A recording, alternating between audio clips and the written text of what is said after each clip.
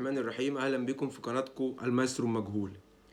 في الحقيقه انا كنت طالع وكنت مجهز فيديو تاني خالص نبدا بيه اولى حلقاتنا. كان فيديو عن نادي القرن، وكنا هنتكلم عن نادي القرن والاهلي اللي خد نادي القرن وانه فعلا يستحقها. بس كنت قاعد بتفرج على حلقه كابتن ابراهيم فايق، فاستفزني جدا التصريحات كده. كذا تصريح اتقالوا في الفقره اللي كان عاملها لفقره المواجهه.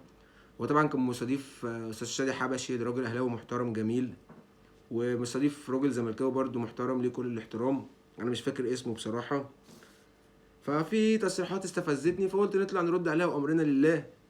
طلب بس منكم في البدايه اشتراك في القناه ولايك وكومنت، وان شاء الله اللي هتسمعوه هنا مش هتسمعوه في اي حته، وفي مفاجآت كتير قوي جايه في الفتره الجايه. طالع كده باجواء وبتاع، بس في حاجات كتير قوي، مفاجآت كتير قوي هتعجبكم باذن الله. فخلونا نبدا مع بعض. اول حاجه، كابتن مين فايد دوم حرين لو حد عايز يتكلم في حاجه قبل ما يبداوا النقاط اللي هيتكلموا فيها في الحلقه. فالراجل الزملكاوي اتكلم عن ان الزمالك كمجلس اداره الزمالك لا يمتلك اي حلول، ومفيش موارد ماليه، ومستحيل لعبه ما تدفعش، وفي مشاكل وشكاوى وبتاع.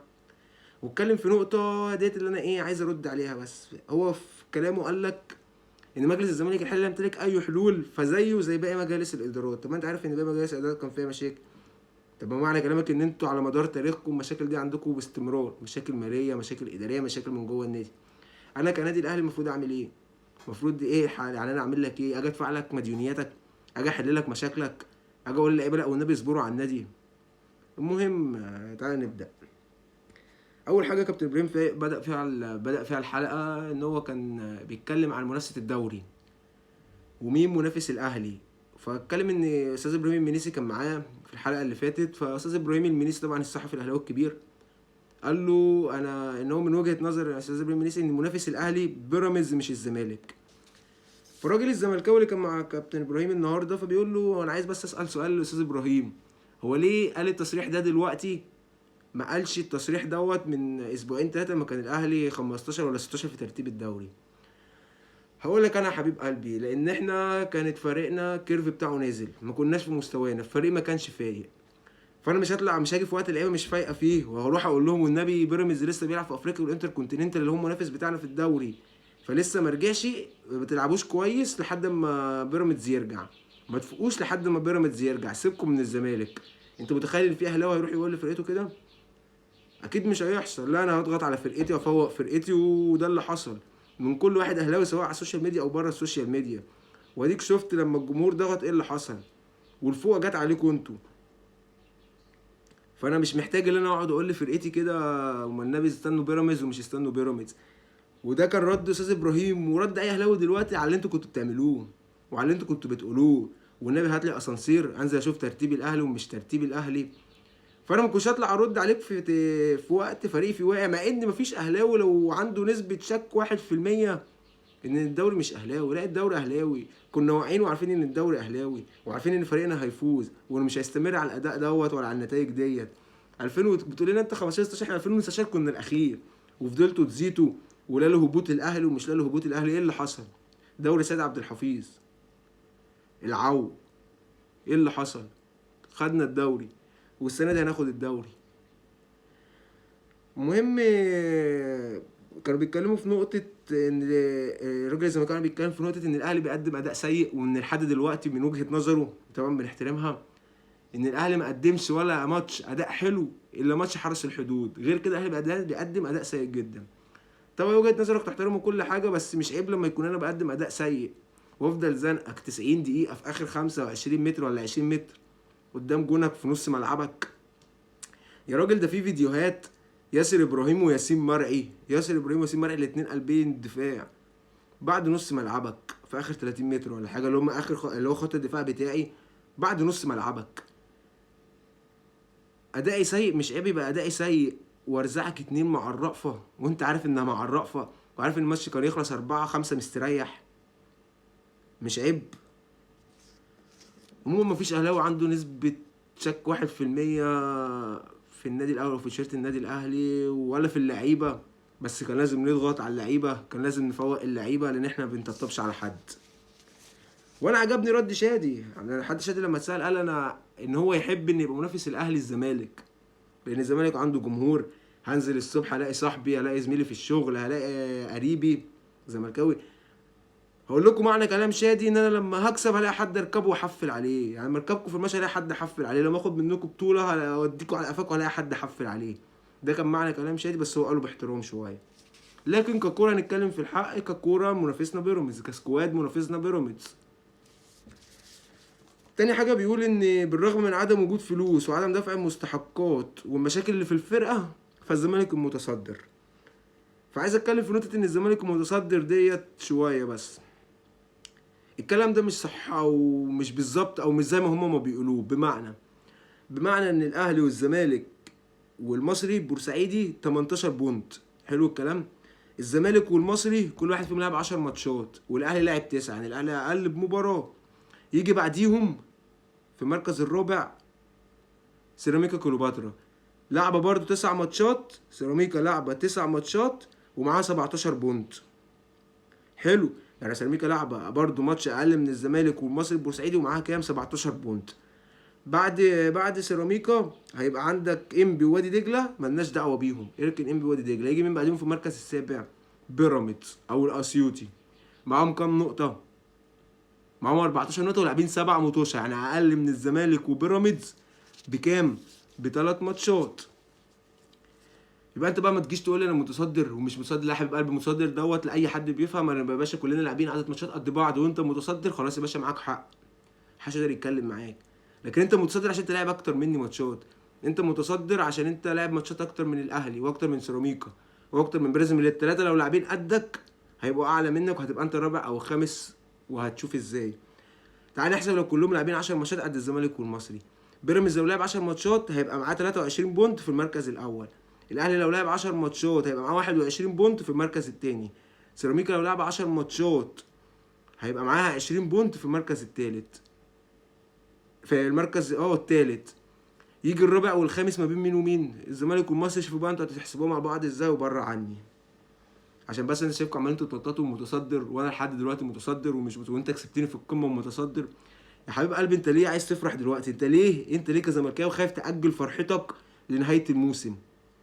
هقول لك ليه. عشان انت عارف ان في نهايه الموسم مش هتبقى فيه فرحه، حتى لو مش الاهلي اللي خد الدوري، مع اني بقول لك بنسبه 200% الاهلي بطل الدوري. بس حتى لو مش الاهلي انت عارف ان المنافسه مش هتبقى ليك ولا البطوله هتبقى ليك. فاركز كده وامسك العقل واهدى على نفسك، مش عايزين شغل. يلا. تاني حاجه بيقول لك ان الزمالك طول عمره موجود على الساحه والمنافسه بفضل جمهوره، ولولا جمهور الزمالك ما كانش الزمالك زمانه متصدر. في كل كلمه هتلاقيه بيدخل كلمه متصدر، كل كلمه لازم يحشر لك كلمه متصدر. اتكلمنا فيها. بس عايز اسالك سؤال، انت بتقول لي بفضل جمهور الزمالك انت متصدر وهتاخد البطوله بفضل جمهور الزمالك وبتنافس بفضل جمهور الزمالك. هو جمهور الزمالك ده لسه مولود؟ يعني جمهور الزمالك دوت ما اتولد 2025 ولا على مدار تاريخكم؟ يعني جمهور الزمالك بيساندكم على مدار تاريخكم ولا السنه دي بس؟ على مدار تاريخكم. طب يا حبيب قلبي انت ما خدتش افريقيا من 2002 ولا كان الجمهور نايم ننا؟ ماشي. افريقيا اللي بيراميدز خدها السنه اللي فاتت انت شايف تاخدها من 2002. ما علينا. دوري انت بتاخده كل 10 سنين مره ولا حاجه، ولا لما كنا زهقان من الدوري بس بيقولك بتروح واخده. كاس مصر رئيس ناديك نفسه طلع قال لك انا مش هدفع لعيبه بملايين وفي الاخر يضحكوا عليا ويدوني صفيحه زباله. الجمهور ما بيسندكش ليه؟ ولا انت ما افتكرتش الجمهور بيساندك غير السنه دي؟ ما انا عايز افهم النقطه دي. بيقول لك الزمالك متصدر وبياخد البطوله عشان جمهور الزمالك بيسانده. ما انا عايز افهمها، فين جمهور الزمالك؟ يا عزيزه يا عزيزه. ماشي. جه اتكلم بعد كده بقى على ايه المهم قوي بالنسبه لي، لان ديت فيها كميه تدليس. ارض اكتوبر فيها كميه تدليس وكذب فوق ما تتخيلوا. مجلس الاداره بيضحك على الجمهور، الجمهور نصه مش مصدق مجلس الاداره وعامل نفسه مصدق، ونصه مصدق وبيكذب وبيدلس. مفيش اي حاجه من اللي بيقولوها صح. جمهور الزمالك بيداري، اداره الزمالك بتداري فشلها على الجمهور بالكذب، وان مصدرين لهم ان الدوله صاحبه الارض وشافوا الزمالك بيفوق عايزين يهدوه. فين الزمالك بيفوق؟ انتوا كسبتوا 3 4 ماتشات في الدوري يبقى كده الزمالك بيفوق؟ يا ابني اصحوا لنفسكم. تعالوا نتكلم في موضوع واحده واحده وانتوا هتعرفوا. اول حاجه بس كده بسم الله الرحمن الرحيم، الزمالك مستلم الارض دي من 2003. من 2003 اللي هو كان ايه 22 سنه. كان الاهلي لسه معهوش اساسا غير ارض الجزيره ديت، تمام؟ ما كانش في فرع للاهلي غير الجزيره. المهم الزمالك مستلم الارض من 2003 لحد 2020 من 2003 لحد 2020 الزمالك ما كانش حط طوبه في ارض النادي في اكتوبر. كانت اللودر والونش يروحوا ويتصوروا بتاعه افتتاح مش عارف ايه وارض ايه، وياخدوا بعدهم ويحاسبوا العمال ويمشوا. المهم من 2003 لحد 2020 ما حطش طوبه. في 2021 طلع قرار، في 2020 لما ما حطش طوبه الارض اتسحبت. في 2021 طلع قرار من فخامه الرئيس بان الزمالك ياخد الارض ومعاه مهله سنتين، وياخدوا تعهد على الزمالك ان في السنتين دول يكونوا انجزوا حاجه، وفي حاله عدم ثبوت الجديه هيتم سحب الارض من الزمالك بما تم عليها. يعني جه في 2021 بعد ما الارض بقت سحبت منهم في 2020، جه في 2021 فخامه الرئيس قال لهم لا خدوا الارض اهي، ادوا الارض للزمالك وخدوا عليهم تعهد ان هم على مدار سنتين يكون في جديه، ولو ما فيش جديه هيتم سحب الارض تاني بما تم عليها.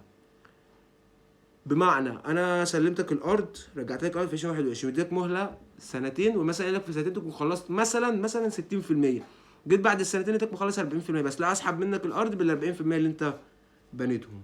حلو الكلام. المهم المهله انتهت في بالظبط نوفمبر 2023. انا استلموا الارض في 2021، استلموها تاني بعد ما سحبت منهم، والمهله انتهت في 2023. بيقول لك ايه بقى، الزمالك ما كانش بنى غير 1%، ما كانش كمل ال1% كمان. والله ما كلامي ده، كلام البيان اللي نزل على صفحه مجلس الوزراء ان في نوفمبر 23 وعد انتهاء المهله الزمالك ما كانش خلص 1% حتى من الارض، ابو 1%. ماشي. المهم بقى ايه، ان في ابريل 2024 الزمالك بعت خطاب للجهه المختصه بتعهد، وارسل في البرنامج دوت اللي هو بعت خطاب ارسل فيه برنامج زمني مكثف تعهد فيه الزمالك انه هيخلص او انه هينجز المشروع دوت. والزمالك بنفسه اللي قال لو ما لقيتوش فيه جديه اسحبوا مني الارض بما عليها من مباني. برضو الزمالك اللي قال كده، وبرضو مش كلامي ده، كلام صفحه مجلس الوزراء. الدوله راحت قالت لهم تمام خدوا الارض، وبدات الدوله تتابع. الدولة راحت في 4/6/2025، يعني تقريبا بعدها بسنة وشهرين. ان الزمالك بعت الخطاب قلنا في ابريل 24، الدولة او الجهة المختصة راحت تتابع في 4/6/2025 بعدها بسنة وشهرين، لان مفيش اي جدية، مفيش اي حاجة اتبنت. بنوا البوابة اللي كانوا حاطينها ديت، مفيش اي حاجة اتبنت. المهم بلغت في 11 يونيو الجهة المختصة بلغت الزمالك ان هم هيتم اخذ الاجراءات اللازمه. الكلام ده في 11 يونيو. وتم صدور قرار بسحب الارض. في 19 اغسطس تتنفذ القرار، يعني القرار طلع في 11 يونيو تنفذ في 19 اغسطس. نيجي بقى اللي بيقول لك ان فخامه الرئيس مديلهم، كان بيقول لك في البرنامج النهارده مش عارف مديلهم مهله لحد 2029 ولا 2026، مفيش الكلام دوت.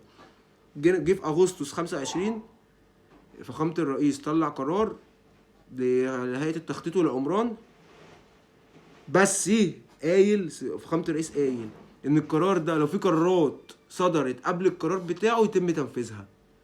حلو الكلام. طبعا كان قرار سحب الارض صادر من قبل قرار رئيس الجمهوريه بشهرين، وقرار رئيس الجمهوريه ما كانش طلع للزمالك مخصوص، طلع اخر قرار دوت اللي طلع في اغسطس كان طلع عموما. وفخامه الرئيس نفسه طبقا لكلام صفحه مجلس الوزراء كان قال لو في قرارات صادره منكم قبل القرار بتاعي فتتنفذ، برضو طبقا لبيان مجلس الوزراء. فانت كده لا في حد بيجي عليك، لا في حد مستقصدك، لا في حد عايز يوقعك، كله فشل من اداراتك. من 2003 يا جاحد فشل الادارات، مش عارفين تحط طوبه، وتيجي تقول لنا عايزين يوقعوا الزمالك. مش يوقعوا الزمالك يا عم، يوقعوا مين؟ والله العظيم انت واقع لوحدك ومحتاج حد يوقعك. من 2003 ل 2025 ومش عاجبك؟ ده انا باني 3 فروع في الوقت دوت، والله باني 3 فروع وداخلين في الرابع باذن الله. والمشكله بقى ان يعني هم بيقولوا لك فخامه الرئيس طب يعني مش الدوله كده اللي بتساعد الزمالك؟ مش الدوله رجعت لكم الارض مره واتنين وانتوا اللي فشله؟ ماشي. وطبعا شادي قاعد مستغرب، يعني شادي قاعد بيبص له مستغرب، اللي هو انا جديت منكم، جديت من شغل المظلوميه، التدليس بتاعكم، الكذب بتاعكم. بيرد على قد دماغهم، هو شادي قاعد قدامهم بيرد على قد دماغهم، والراجل جادد منهم والله. المهم ده خلك في بعد كده في موضوع ايه بقى؟ الظلم. اتحاد الكوره، مجامله اتحاد الكوره للاهلي السنه اللي فاتت، اتحاد الكوره اعطى الاهلي الدوري وخصم منه 3 نقط بس بدل 6 نقط. ده اولا.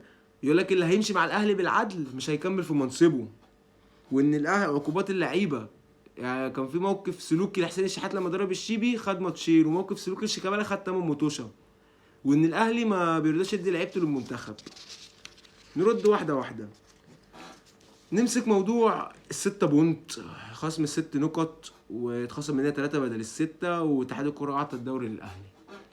أولا قبل أي حاجة الأهلي مش محتاج حد يديله الدوري، الأهلي بياخده بدراعه، وأنت عارف إن الأهلي بياخده بدراعه وبجهد لعيبته وبعرق لعيبته وبتعب إدارته وبمساندة الجمهور للعيبة والإدارة، وأنت عارف كده كويس. نخش بقى في الموضوع. أنا هكلمك في آخر حاجة حصلت اللي هي يوم الماتش. الأهلي كان طالب إن الماتش يتلعب بحكام أجانب، ولو مش هتلعب بحكام أجانب أنا مش رايح. اتصلوا بالإدارة، انتوا ما رحتوش ليه الماتش؟ الحكام الاجانب على وصول، روحوا الاستاد. خلاص تمام. في الطريق هوب ده اتصلوا بيهم من الاستاد، ده الموجودين حكام مصريين مش حكام اجانب. راح الفريق واخد الاتوبيس ومغير اتجاهه على مدينه نصر. انتوا شايفني عيل صغير؟ مش انا كاداره بقى، مش بكلمك عليا انا. يعني ايه تقول لي روحوا والحكام الاجانب على وصول؟ ويعني ايه اعرف ان اللي راح حكام مصريين؟ يعني انت عارف الظلم في ايه؟ الظلم اللي انا اتخصم مني 3 بونت، والله الظلم اللي انا اتخصم مني 3 بونت، ما اتخصمش مني حاجه. الماتش يتعاد بحكام اجانب.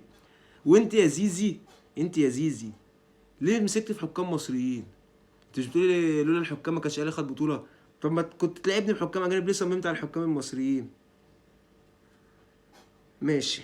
نمسك في تاني موضوع اتكلم فيه ان الاهلي ما بيرضاش يبعت لعيبته للمنتخب ومش عارف ايه، ومش عارف قال لك موقف ايه. الاهلي ما بيرضاش يبعت لعيبته لمعسكر المنتخب ولغوا المعسكر عشان الاهلي وكاس العالم.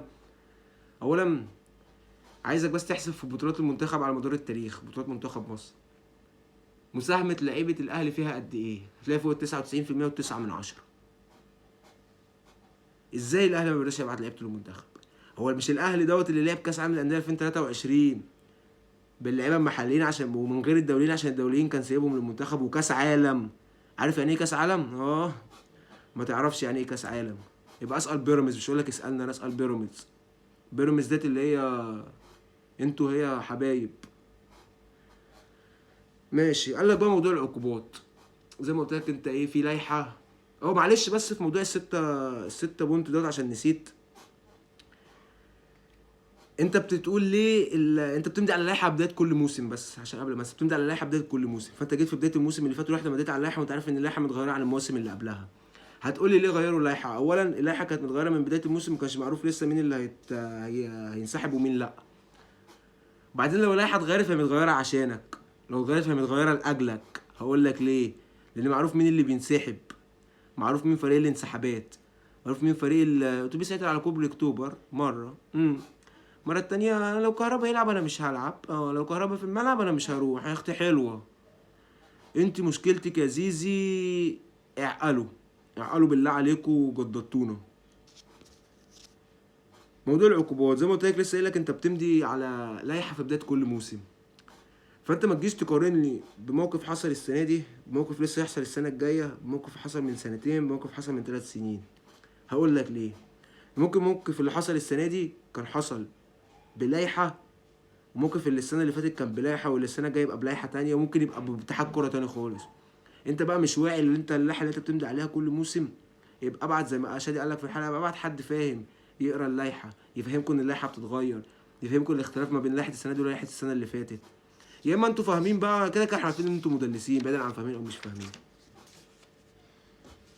ماشي. ولكن اللي هيمشي مع الاهلي بالعدل مش هيكون في منصبه.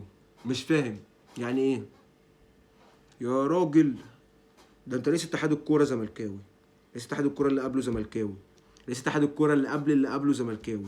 سيبك من اتحاد الكوره خالص، اركن اتحاد الكوره على جنب. وزير الشباب والرياضه الماضي تقريبا باشمهندس خالد عبد العزيز زملكاوي. رئيس الشباب والرياضه الحالي زملكاوي. يا جدع ده انت رئيس الوزراء نفسه زملكاوي. فانت كل اولادك هيجاملين على حسابك، فانت المشكله فيك انت. لو انت شايف ان اولادك كلهم، شايف كل المناصب ديت زملكاويه وشايفهم ان هم هيجاملوني على حسابك، فدي مشكلتك مش مشكلتي. ما تجيش تلومني انا، يعني لو ده حصل ولو في مجامله اصلا ما تجيش تلومني انا. جه اتكلم بقى في موضوع او بيخرج من حاجه يخش في حاجه. المهم بيتكلم في موضوع الاجانب والفلوس، والاهلي بيدفع للعيبه اجانب وهي مش موجوده في الفريق، يعني يطلع لعيب اعاره زي رضا سليم ويدفع له مرتبه كامل. وان الاهلي كان بيدفع مرتبات 2 مديرين فنيين، قصده لما كولر مشي يعني، وكنا بندفع له فلوس. وده اهدار للمال العام ومش اهدار للمال العام. فبرضه عجبني رد شادي، قال له دي مش بتاعتي، روح اشتكي في النيابه. صح يا حبيبي، انت مش بتقول اهدار مال عام؟ ما بتروحش تشتكي انت ومجلس ادارتك؟ روح بلغ عني. انت مش بتقول ده اهدار مال عام؟ ده اولا. ثانيا، هو المفروض لما كولر يمشي ما ادلوش حقه؟ بس انا مش بتاع محاكم، يعني انا مش بتاع محاكم. انتوا فريق بتاع محاكم، وزي ما قال دخلتوا المحاكم اكتر ما بتخشوا ملاعب الكوره. انا يا باشا مش بتاع محاكم. انا ليك جنيه عندي هديهولك، ليك مليون هديهولك. مشيتك بدفع لك باقي حقك عشان ما تشتكينيش، عشان ده حقك، مش هاكله عليك. مش هقدرك عليه سنتين 3 4 ويتوقف لي قيد، مش احنا. اي نعم ماشي، يبقى غلط وكان مثلا في غلط في الشرط الجزائي وبتاع، بس هندفع لك وهنتعلم من غلطنا، مش هناكله عليك ولا هنقدرك لحد ما توقف لي القيد وتبلغ عني وتشوه اسمي. ماشي. دخلك بعد كده ان بالنسبه للميزانيه بتاعت الزمالك، فجون ادوارد ناجح لما يجيب 12 13 لعيب ينجح منهم 5 6، هو كده ناجح. ولا مفيش حاجه اسمها ان نجيب 12 13 لعيب ديت، وزي ما عملته برده في 2014 جبت مش عارف كام و20 لعيب. بس تمام، خليني معاك. انت بتقول جاب 12 13 لعيب نجح منهم 5 6، فين ال 5 6 اللي نجحوا؟ قول لي اتنين من الخمسة ستة، مش طالب اكتر من كده. قول لي 2 من ال5 6. فكر كده. طب رد عليا بواحد اللي بتتفرج انت، لو حد رد عليا بلعيب واحد. مفيش. اخوان الفينا دوت اللعيب البرازيلي، فضلت تقولوا كان عندي فار بدلته الاسد. ده عم زيزو. زيزو ده اللي كان عندكم، كان هتحطوه من ضمن اساطير النادي، كنتوا بتكرنوه بابو تريكه. دلوقتي بقى اخوان الفينا جاب جون وعمل ترقصتين تكرنوه. مفيش. انا بالنسبه لي بتقولوا جبتوا 12 13 لعيب، مفيش واحد هينجح، ونتقابل في اخر الموسم. مفيش لعيب واحد هينجح. وتقعد تقول لي بقى جبت فار بدلته الاسد. انا هاخد منك الفار وهاخد منك الاسد وهديهولك مغري. اخر حاجه كان ابراهيم بيسال شادي، كان شادي مع ابراهيم قبل كده وقال تصريح ان الاهلي مش هيخاف من صفقات الزمالك، وان صفقات الزمالك دي مش هتخوفنا ولا هتخوف الاهلي ولا. فابراهيم بيسال، قال له انت لسه عند كلامك؟ فرد شادي حبشي طبعا، قال له طبعا لسه عند كلامي. صفقات الزمالك ما تخوفناش. صفقات الزمالك مش اللي هي تنافس على النفس الطويل. الزمالك يكسب ماتش نهائي كاس من 90 دقيقه، ماتش نهائي سوبر، لكن ما تنافسش على 90 دقيقه والزمالك هيفنش رابع او خامس. طب الراجل قال ايه غلط؟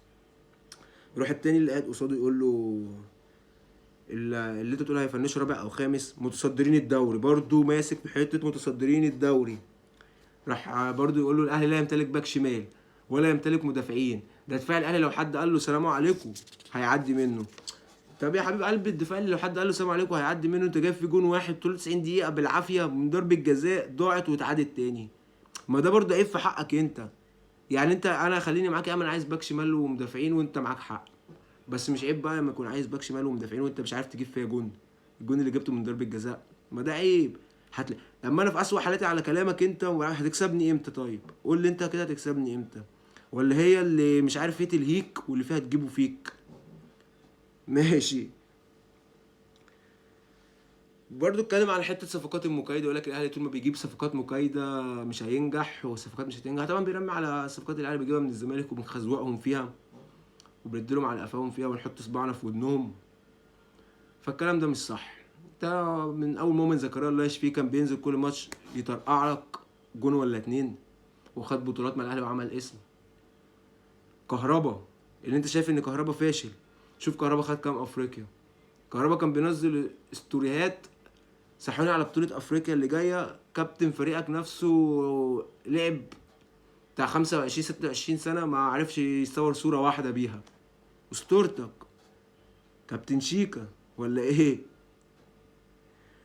امام عاشور، انت شايف امام عاشور ما نجحش؟ شايف ان دي صفقة مكايدة؟ طب يا عم لو صفقة مكايدة ونجحت فانا راضي.